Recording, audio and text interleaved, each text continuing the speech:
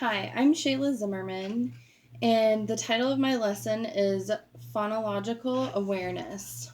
This is intended for a first grade classroom, and my objective is to demonstrate understanding of spoken words, syllables, and sounds.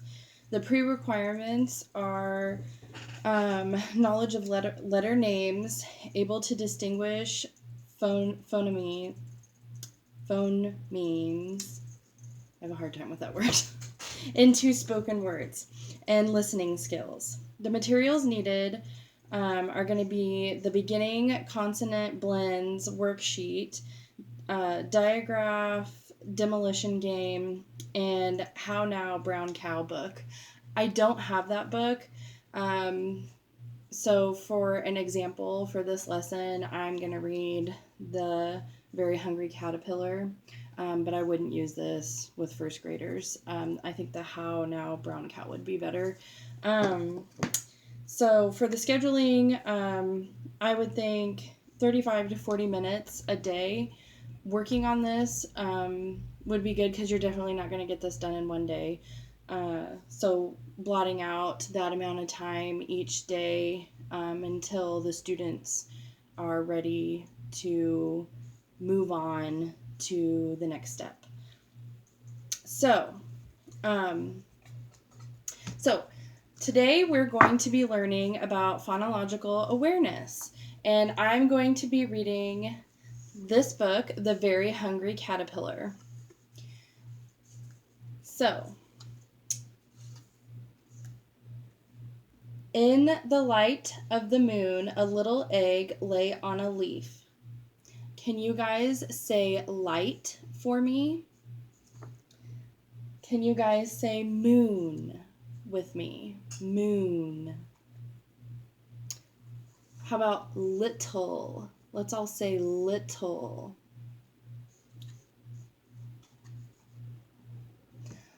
One Sunday morning, the warm sun came up, and pop out of the egg came a tiny and very hungry caterpillar.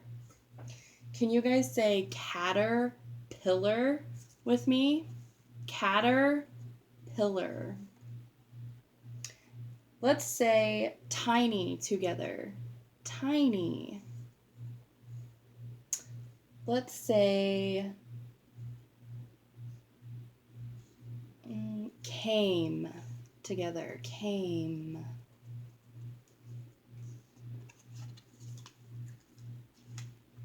He started to look for some food. On Monday, he ate through one apple, but he was still hungry. Let's all say started together. Started. Food. Let's all say food. Apple. Let's all say apple.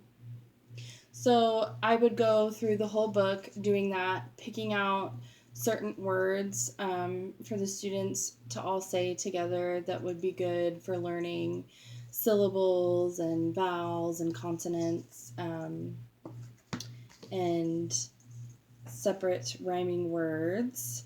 So after the book and demonstrating along, I would pair the students into and then into pairs, and then they could do a few of the words on their worksheet that they would have, which is the beginning consonant blends, and I would assign them to do like the first two or first three together, and I would walk around the room checking their work and talking with them to make sure they're understanding the material and helping them when they need it. And then after being paired off into group, I would bring the class back together and we would review over those words that they did on their worksheet. So for some examples of those words would be like bug, rainbow, glove. and I would go over those words with them as a class, and we would talk about it. And then after that discussion, I would pair the students back off, and I would write a bunch of different words on the board for the game. So, and those words would be like bug, rainbow, cat, build, hat, pat, block, glove, met, mess, min, nest, basket, cart, art, smart, part, all those kinds of words. And then I would read those words out loud, and the students, either in pairs or individually, would go up to the board and cross off that word. So that's the demolition part. And so then after that, I would break the class out to individually finish their worksheets after the game.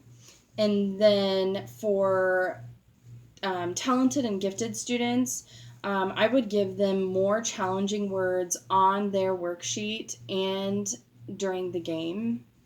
Um, and for ELL students, English language learners, I would, as well as the SPED students, I would give them more simple words on during the game and the worksheet on their worksheet. I wouldn't make it too difficult for them, and I would try to pair the ELL students together, because I have learned in other courses that ELL students work better together.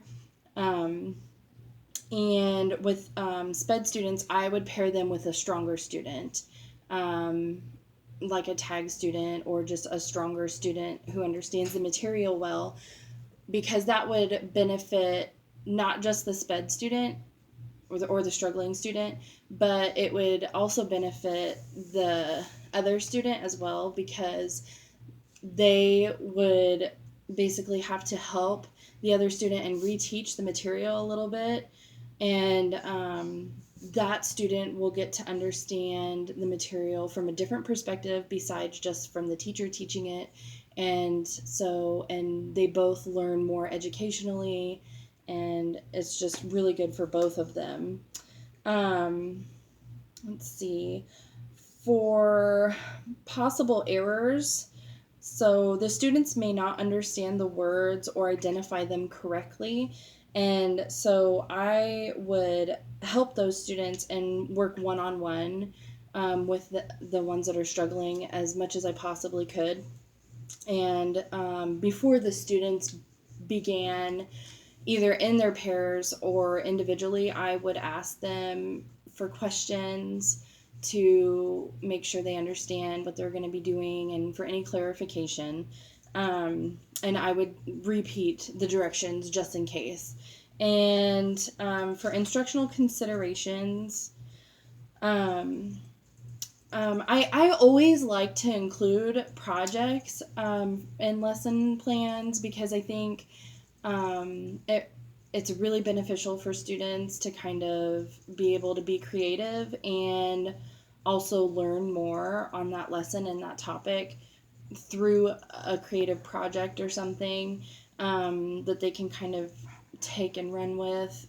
I always did better that way in school, and but I couldn't really think of one for this lesson. So, but that's something I would want to add. And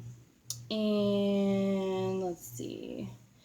I definitely help instructional. Definitely help struggling students one on one. I think that helps a lot, because when I was in school, I struggled with reading really hard, and it always helped when I had a teacher helping me one on one. And pairing the stronger students with the struggling students is really beneficial when there's just one teacher and more than one struggling student. Then that's the best method to use, so nobody is kind of being left out in the dark. So yeah, that is my phonological awareness lesson. Thank you.